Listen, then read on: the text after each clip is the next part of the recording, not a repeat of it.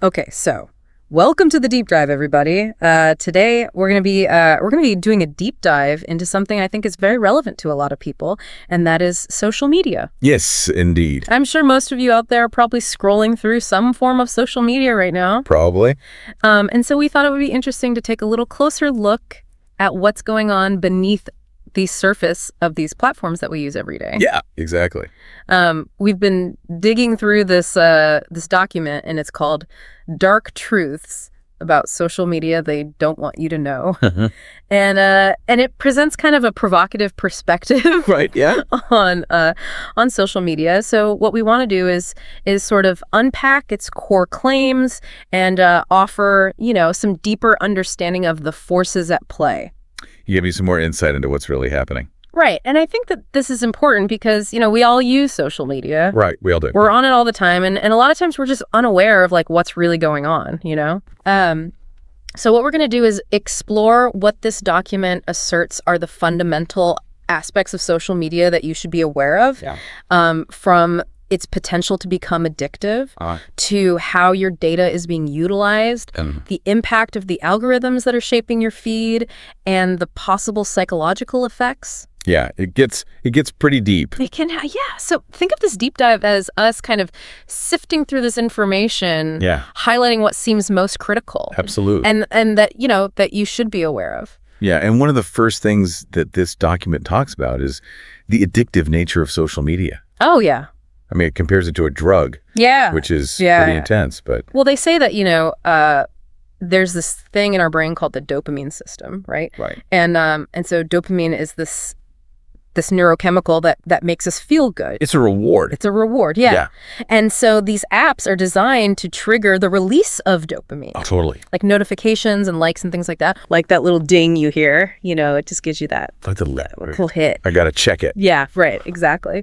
And the document actually compares it to slot machines. Oh, wow. Yeah. It says it's like the unpredictable rewards of a slot machine. That's a good analogy. Yeah. I like that. Because you never know what you're going to get. Right. But there's always that possibility that you're going to get something that you really like. Yeah, and that keeps you coming back for more. Exactly. Yeah. So you keep pulling that lever, or in this case, you keep scrolling. Right. Yeah. Constantly refreshing. Yeah. And so, I think it's important to realize that this is something that's been engineered. Yeah, it's all very much by design. Yeah, it's by design to keep you on these platforms. It's not an accident. Yeah, it's not an accident at all. And what's really interesting is that this document quotes a former Facebook executive, Chamath Palihapitiya. Oh, yeah, I've heard of him. And he said that social media is ripping apart society. Which is kind of a strong statement to make. That's pretty intense coming from someone on the inside. Right. Yeah. And so I think that really kind of underscores the potential downsides of this intense drive for user engagement. Yeah, and I think that really gets at the point that, their goal is to get us hooked. Keep us engaged, yeah. Yeah, and that really leads into the next point, which is, what happens once they've got us hooked? Yeah. And the document sort of puts it very bluntly. You are the product. Yeah. Which is kind of a disturbing thought. It is. But it makes sense. So we're not actually the customer, we're the product. Right, because we're not paying for these services. Right. So how are they making money? Right. It's from our data. Yeah, and they're getting our data by tracking everything we do. Yeah. I mean, everything. Every click, every search, Yeah, they're watching. Even those private messages you think are private. Yeah, and they're compiling all this information. Yeah. It's a little creepy when you think about it. Yeah. And, they specifically mention Facebook, Instagram, and TikTok. All the big ones. Yeah, and they say that, this data collection can even happen when you're not actively using the app. That's kind of scary. It is scary. Yeah.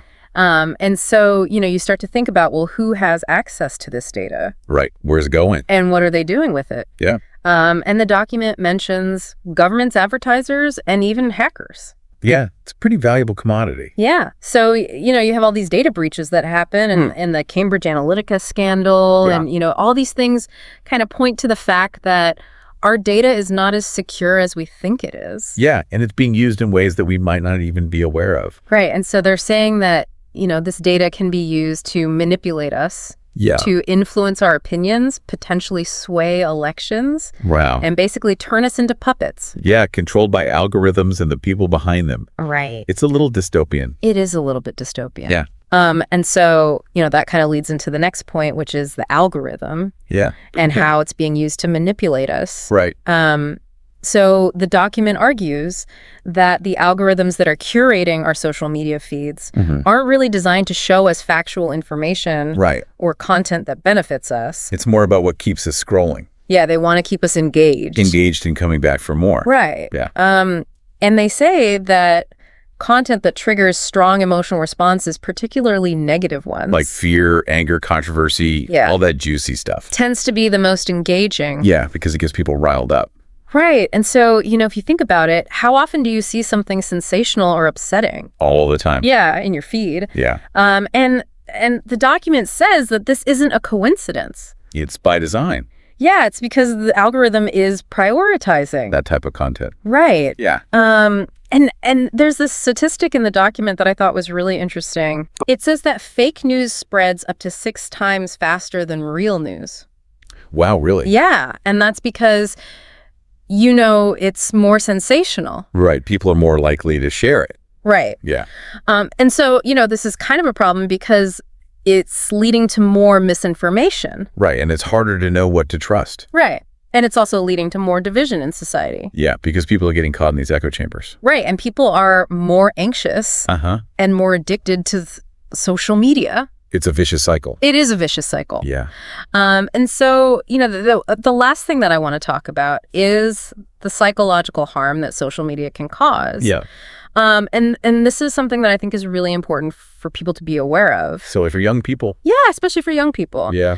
So the document claims that spending time on platforms like Instagram can contribute to feelings of anxiety, depression, and low self-esteem. Right, because you're constantly comparing yourself to other people. Right. And it uses the example of, feeling inadequate after viewing curated and often unrealistic portrayals of other people's lives online. Yeah, those perfect Instagram feeds. Right. And the document argues that this is not just an unfortunate byproduct. It's actually something that these platforms are benefiting from. Oh, wow. So they're profiting off of our insecurity. Yeah, basically because they're saying that, users who feel insecure are more likely to engage with a platform. Right. They're going to spend more time seeking validation. Yeah, trying to keep up with the Joneses. Right, and comparing themselves to others. Yeah. Which in turn generates more ad revenue for the companies. That's pretty messed up. It is pretty messed up, yeah.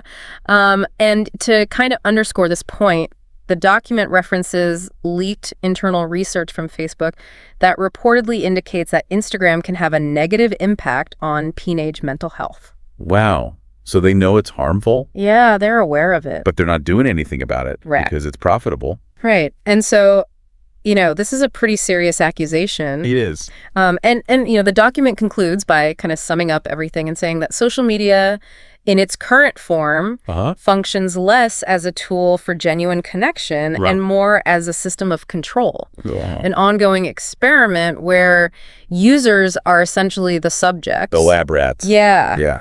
And so, they leave us with this question, having heard these dark truths. Yeah.